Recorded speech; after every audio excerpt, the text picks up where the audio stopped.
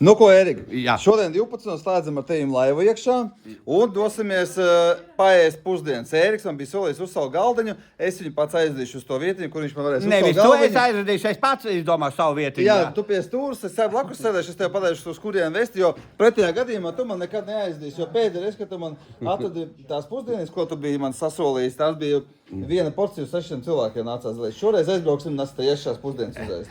Ivar, es izvēlēšos savu vietu. Atduši, kā saka. Jā. Vai jums ir monolīta līdzi? Ar monolītu tu gribētu? Un tu uzsauks ar viņiem pusdienītes? Nē, nu kāpēc? Nu, Ivar, kā tu vari monolītu atstāt? Nē, bet Nē, mēs tu viņu sauc Ivaru man monolītām. biji solījis, Es tev uzsaukšu, tu uzsauc monolītām. Nu, bet labi, pie reizes, kas tev grūti uzsaukt bračiņa vēl, Reko? Lai notiek tā kunga prāts. Jā. Tā kā 12. šodien slēdzam laivu iekšā un maucam pusdienās YouTube'ā, tā kā, ja tev interesē, kā Eriks klās man galdu, slēdz iekšā YouTube laivu. Jūs cilvēki ļoti gaida to momentu, vai kā? Jā, Eriks komentārā gaida to momentiņu. Un, Erika, Jā. arī 12. mēs meklēsim tev dāvanas, zini? Lieldienas zaļs kaut kur paslēpjas priekš tevīm.